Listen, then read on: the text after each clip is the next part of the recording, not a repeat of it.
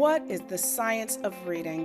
What are leaders doing to accelerate reading achievement? We answer these questions and more in Science of Reading Leadership, Guiding Minds, Transforming Lives, powered by Just Right Reader. Hello and welcome to this week's episode of Science of Reading Leadership Podcast. We are so excited to have our guest today, and that is Dr. Gyimah Whitaker, who is the Superintendent of City Schools of Decatur in Georgia. Before joining City Schools of Decatur, Dr. Whitaker was the Deputy Chief Academic Officer for Fulton County Schools and an Area Superintendent and Coordinator of Gifted and Talented Services in Atlanta Public Schools. Dr. Whitaker continues to improve access to excellent educational experiences and is a change agent for academic systems. We are so excited to have you. Thank you for being here with us. Thank you so much. It is so good to see you, Christy. It is also great to see you, Terri. Yes. I have a special place in my heart for Dr. Gyimah Whitaker. And so I'm super excited to get into this conversation because I know that those of you who are listening will also find a special place in your heart because of her passion and her love for children and education and excellence. So the first thing we want to do, Dr. Whitaker, is we want to hear about how you got into education, why you even chose this lane. Where's your passion come from as it relates to education? Awesome. Thank you so much, Terri. And I have been in education actually over 25 years. I came to education because my grandmother said to me, guess what? You're supposed to be a teacher. So I have numerous siblings. Not only that, my grandmother was the caretaker of those in West Philadelphia, where I'm originally from. And by being the oldest and being with her all the time, I always knew how to take care of the children. And when I was taking care of the children, I also taught the children. And so going to college and having that first semester, that first year, I said, you know what? I don't think I want to be a doctor. Grandma, what am I supposed to be when I grow up? And she says, baby, you're supposed to be a teacher. I went back to school, said, okay, how do I get onto an education track? And it's been a wonderful journey ever since. And so finished at the University of Pennsylvania undergraduate and graduate school, and then transitioned to Fulton County Schools as a first-year teacher teaching fourth grade. And I love the fact that you said that, right? I love the fact that you said you were always taking care of the babies, always taking care of the kids, because I think that for me sums up your career. You're always taking care of the babies, always taking care of the kids. That's always, in every role I've ever seen you in, that's always been your focus, your passion. And that's beautiful. I love it. Well, thank you. My focus on children has been longstanding. One of the things I know is that when I worked directly with children as a teacher, they were my focus. And then when I moved out of the classroom and began to support the adults, I was supporting the adults so that they knew how to take care and how to educate the children. So then it moved from supporting of teachers to then supporting of leaders. How do you create the conditions so that students will have access to quality education, to have access to enrichment or higher levels of education in that world of gifted ed? But then also, as I moved more into that school improvement lens, it was how do the adults create the conditions so that regardless of teacher, regardless of leader, the systems were in place so that the students would thrive. The leaders knew, and they knew how to lead the teachers that ultimately made the difference in the classrooms. So it's always been about the children for me. It will always be about the children for me because we need leaders in education who can do exactly that. They care about the children and they care about how the adults care about the children. Dr. Whitaker, can you tell us a little bit about City Schools of Decatur? Tell us more about your district. Yes. So in the City Schools of Decatur, I have about 5,800 children, and it is 4 square miles long, which is very interesting because I've been in very large systems. I heard Terri talk about my time in Atlanta Public Schools as well as Fulton County Schools, some of the largest districts in the Southeast. And now I'm in what would be considered almost like a boutique school system where you have one feeder high school, one feeder middle school, 2, 3, 5 schools, multiple K-2 schools, and then one early childhood learning center. So with this school system, it is extremely high performing on the surface.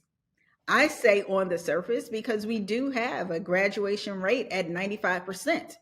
That's on the surface. When it comes to our at or above grade level reading for our students in elementary school, we're at 87%. So by the aggregate, we're extremely high performing, especially in comparison to our peers in the metro. But when you pull back the layer, when you go into that onion, we find there are pockets. And those pockets are really what I was drawn to about this district, because the Board of Education also knew that pocket existed. They knew the gap was present. And what does that gap look like? Well, as I said before, our at or above grade reading in elementary is 87.5%. But for our Black students, it is 56.67%. And even for our economically disadvantaged students, it's 43%. So I know you might be wondering, these are a whole lot of numbers, and guess what? This is around literacy. But let's think about that. When we think about all of our student population, 60% of them are white, but we also have 20 to 23% that are Black or African American.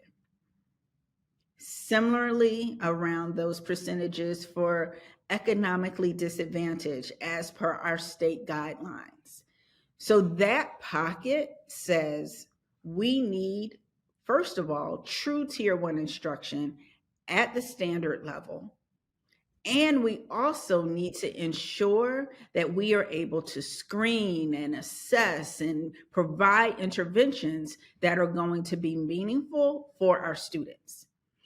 So I was drawn to this district. I started July 1st, which is about 6 months into the job. And one of the things, well, multiple of the things that they have wanted me to address are my philosophy around reading, and what does that mean in the way we teach it here in Decatur, the understanding of our achievement gap and how it has persisted year over year, even going back before the pandemic. And then finally, understanding intervention.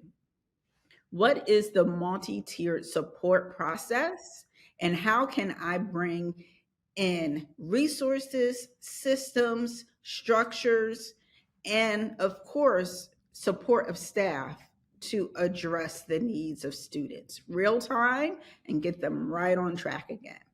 So those are some of the things that our district currently is facing, and some of the things that really have led and guided my leadership in this first 6 months here on the job. And you did. You hit the ground running, right? And Terri knows that whenever I hit the ground, I always hit it running. So yes, we have been hitting it running here as well. And I love it. And I think that there's this, you're going to consistently see this theme of children first, and not just some children, but all children, right? You're willing to do the work to pull back the layers to make sure that no child is overlooked. And so I really want us to talk right now about that work that you're doing around literacy to ensure that none of the students, right? We're not okay with just 98%. Like, Let's get down to the 2%. Let's get down to 3%. That's What right. are you doing to establish that instructional infrastructure Mhm. around high quality literacy instruction? Great question. So, one, I will start with the strategic plan. I love how you said all children because our strategic plan is entitled All in Decatur. Mm. And so that means every staff member, every adult, every family member, we are all in to develop the most high performing, the most inclusive public education system there is. So, all indicator is the foundation. We layer on all indicator with our literacy plan, which we call literacy for all or literacy for all. Literacy for all really is rooted in an opportunity I had, I would say, almost a year ago. So, in my former role in Fulton, I did have the opportunity to testify to our Senate and Youth Education Committee around the work we were doing in Fulton around the science of reading. I will say that opportunity solidified and really is the foundation for our legislation that we have here in Georgia around the science of reading. And so it's House Bill 538 and also Senate Bill 211. Those different pieces of legislation said there is an exact way you can build your focus on literacy and literacy for all. So in Decatur, we utilize that bill, which I would say the architect utilized that same testimony that I provided back in February when they were creating to one, look at our high quality instructional materials. What materials do you have in place and that are in place for all portions of literacy? And so it addresses all of the 5 pillars, but it also addresses the way the brain actually learns how to read in those tier 1 materials as well, otherwise known as Scarborough's rope and that progression. Also, with that instructional material, you must have a robust assessment system. And that means we are universally screening all of our students. We have a screener for dyslexia. And I will say that the City Schools of Decatur was a part of a pilot in the state of Georgia around that screener for dyslexia. So, how can we ensure that our universal screener, our screener for dyslexia, even our common interim assessments that are actually created and it's aligned to the standard? How do we use all of those different pieces of data to inform our instructional decisions? That is one of the key pieces of literacy for all. And then I've alluded to it already, but the science of reading and that professional learning. How do you ensure that a teacher really understands what the brain is doing when it is learning how to read and utilizing that to make sure that as you are utilizing your instructional materials, you are moving the needle for children and they now know how to read. Now, this final piece is really how we utilize Just Right Reader very heavily in our school system, and that's around the family engagement and communication. So, our families often hear, oh, just read with your child for 20 minutes. And as if that's like a magic silver bullet, and all of a sudden they're going to know how to read.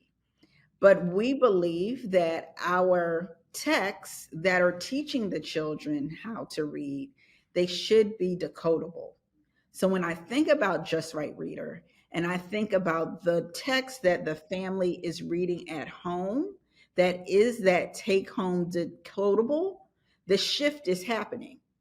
So I'm a mom. I was a 4th grade teacher. I love Brown Bear, Brown Bear. I also love Goodnight Moon. I love all of the books that I read to my child or my children in utero and in infancy. But once we made that shift in the home to utilizing a decodable that was high interest, that was also one that really connected with them, meaning it was a window and also a mirror to the diversity that is present in the world. That is when those shifts really come. And that's where they came in my own home. And that's where I also want to make sure they're available for all of our homes here in the city schools of Decatur. And that type of partnership and leadership and literacy for all is key. So we have, as far as our population, at least 1 out of 10 children are students who do live in our Decatur Housing Authority. So with that being the case, we're partnering. We're utilizing that community engagement through our partners in the Housing Authority, the tutors that we have in place, and the Just Right Reader decodables so that the tutors know how to help the students. And then when they take the actual book home, the parents know how to help the students as well, because that lesson plan is automatically included in that decodable. So when I think about literacy for all, it's definitely around that tier 1 instruction. It's around that assessment. It is around that training and the professional learning for the science of reading. But most importantly, it's that home school connection. And that is where the decodables have made a difference for us in Decatur. Yeah. This episode is brought to you by Just Right Reader. Extend phonics instruction, strengthen school-home partnerships, and accelerate reading achievement with take-home decodable packs from Just Right Reader. Personalized take-home packs make phonics fun and accessible for families. Every book comes with a video phonics lesson and writing pages to help readers reinforce their decoding and writing skills. To learn more, visit justrightreader.com. Dr. Whitaker, you have talked us through so many components of your strategic plan, your assessment component, PD, family engagement. What are some of the challenges that you have faced or surprises that you've come up against as you've been implementing the strategic plan? Yes. So, what are the challenges? Challenges are always ever present.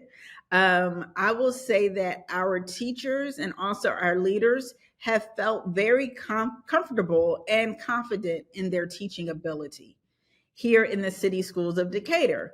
Because when you look at, once again, that aggregate, they're very high performing. Also, when they were teaching in the past, they utilized what was the guided reading approach. And that was what they were very good at implementing.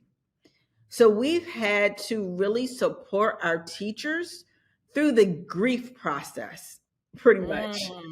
That cycle of recognizing their instruction may not have been as beneficial to all children as it were to some children. So once again, I go right back to that strategic plan. All means all. So that challenge is I want to reassure them that one, when you know better, you do better. So now that we know better around the way in which to instruct students so that they are able to read, then know that we will also do better, and so will our students. So initially, that's of course presents some resistance. Just because a teacher does not decide, okay, I want to get up and harm children. But what that challenge is that we need to show the teachers that when you utilize all of these different levers that we've discussed, the data will begin to move, and that will be really reassuring that you are doing what is right for children. So although I would say the greatest challenge is that change management. And that's because you really have to be aware of a different way. I I love the idea that you said we had to go through the grief process, right? Because the grief process says there were some really amazing things happening. There was some great things happening. Right. And now we have to still shift and keep moving forward. There's a new path forward. There's a new path. So let's applaud ourselves for where we were, Yes. but let's let go of the things that were preventing us from truly moving all students forward. Mhm. And the courage to do that, that's a really powerful thing. You talked about tutoring, right? You Yes. mentioned tutoring. And I know that you have done some real amazing things around high impact tutoring. So let's talk about that. So why are you focusing on that? How are you setting it up? Like, what are we doing around that high impact? Yes. So, of course, in my former role, we did a lot around high impact tutoring because we were still very much in the pandemic, and we knew that was one of the greatest pieces of evidence would be to implement that sort of strategy. But now we are more so off of the heels of the pandemic, and we are now truly in what is going to sustain the work thus far. So I talked a little bit about our community and that partnership with Decatur Housing Authority. And so we identify tutors that are able to support our students at the Housing Authority. And that is with actually in combination with the school system and the community partner of the Decatur Housing Authority. It is also supplemented with the Decatur Education Foundation. So that's the foundation that has been established so that we can support financially the innovation that will make CSD stand out. So through DHA, DEF, and CSD, in education, we love all of our acronyms. All of those different entities come together to make sure that our students have access to tutors who have access to data, who have access to resources as our children are learning that progression through their understanding of reading. So that is very exciting. It's very new for here in Decatur, that level of partnership through all of those community organizations are targeting specifically who we need to target so that all will be all. 89% is not all. All will mean all at or above grade level for reading. That really gives me chills. Yeah, Like, it really gives me chills because you don't hear a lot of leaders saying we're not going to be okay with 90%. No, we can't be. When I think about, I was talking a little bit about Brown Bear, Brown Bear. Brown Bear, Brown Bear is a text that is predictive. You know what comes next. They're able to really decode the text. They understand what is happening with the patterns of language and then are able to have that true comprehension of the text.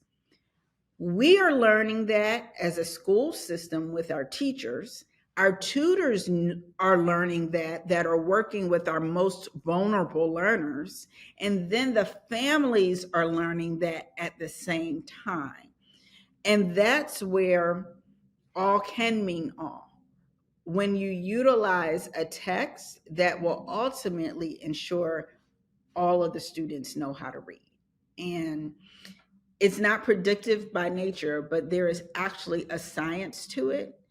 And we are attacking that science and we are learning that science and dissecting it and making sure that it's there for everyone, not just for the parent who has access, not just for the parent that has access to the high dollar private tutor, but for our families that are most vulnerable.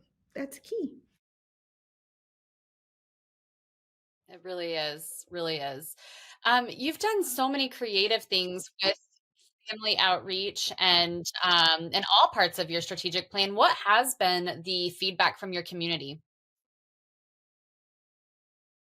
Well, number one, it is thank you.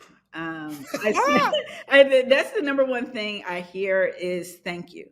So, as I said before, our strategic plan is really based on the fact that we would have high quality, inclusive public education. Inclusivity is not only based upon race, inclusivity is not only based upon neurodivergence, but oftentimes inclusivity can be based upon access or affluence. So, coming to our district, creating the two-way channels of communication, such as a listening session in the community center of the homes, not just you need to come to me to talk to me, but I go to you. That's where I hear the thank you. I hear the thank you when we translate our different offerings into the various languages of those who are their native tongue. And those are the same families that are saying thank you. To really see that our students are safe, our students are seen, they are valued, but now we are here to make sure they will be successful. That's been our equity work here in Decatur. But to be able to shift to that success as the focus, true student outcomes, they have said, thank you. Thank you, thank you, thank you. You've talked a lot about how you've shifted, how you're supporting your teachers. One of the questions I have for you, because I know we have a lot of district leaders who listen, is what advice do you have for district leaders as they take on this work? Yes. One, you have to know the work yourself. So I will never ask leaders to go and do things that I have not done myself. So in my former district, I was a letters certified leader. I was letters certified before asking the leaders to take on letters. When it came to understanding the text, I look at the text myself before asking the leaders to take a look at the text and potentially procure the text. When it comes to even the assessments, I tell people all the time, I can come to your PLC and unpack the standard if you want me to. I don't think that's what I should be doing in this role, but I do know how. And when necessary, I will, and I have filled in all of the subsequent roles. So as a district leader, you can't just say, go do, go do, go do, without ever being able to say that you've done. Another key piece to this work is knowing when to do a start, stop, continue protocol. So that is a protocol I always utilize at mid-year and I utilize it end of year. If you're about to embark upon this work, what do you need to stop doing?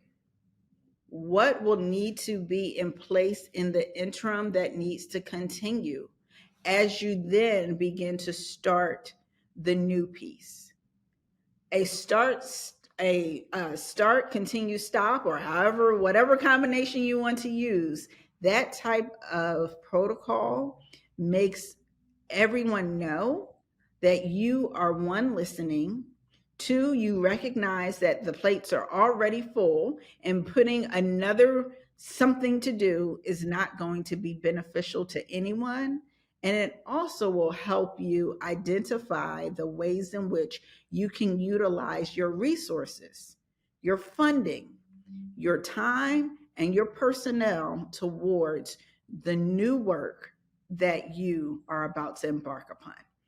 So I've learned that that's one of the things you have to do when you're talking about change management. And if you don't do it, it's going to fall flat on its face. That's good. That is really, really good. So, is there anything else that we should have asked you about? Is there anything else that you want to highlight about your work that we didn't know to ask you about? Well, what I will say is that you've asked me just about everything, but I would not actually expect any less. Just know that here in the City Schools of Decatur, as we are truly launching Literacy for All in this 2-year endeavor, we are in the midst of change. We have new literacy standards coming on. We're going through a textbook adoption. We are understanding what is required from us from a professional learning standpoint around literacy. All of that is true. But when I go into the classroom and I can see where the true magic happens, it grounds me in my decision making moving forward. So all of those different systems, all of those different processes, all of that different budget is a moot point if I don't keep my focus on the students. And so all has to mean all. Period. I love it. You didn't disappoint. Of course, you showed up exactly how I knew you would. I came into Dr. Whitaker's orbit my first day of teaching. And ever since then, she's remained consistent with her pedagogy, her heart work. She believes in education for all, and she has never wavered from that in every aspect of her career. And so we thank you for taking the time to join us on our podcast, for sharing your wisdom, for sharing your heart and your passion, and just doing it in such a beautiful, inspiring way. And so I thank you so much for your time. We look forward to what you're going to do next. We're going to be following you. Before we let you go, how can we follow your work? Where can we see all of the great things that are happening that you're leading the charge on? Yes. So I am on all social media platforms. On Instagram, I am the CSD Soup. On Twitter or X, I am Gyimah Whitaker. And also on Facebook, I am also CSD Soup. And then obviously I am a member of LinkedIn. And so you can always look for me at Gyimah Whitaker as well. Fantastic. Once again, thank you for being here. Thank you for joining us. Both Christy and myself are honored to have you here. And so we thank you so much. Be sure to tune in for our next podcast. We love to do this work and we love sharing all of this information with you. Talk to you next time. Thank you. Have a great one. Thanks for joining us. If you found this conversation valuable, please subscribe and leave a review on your favorite podcast platform. We will see you next time on Science of Reading Leadership, guiding minds, transforming lives.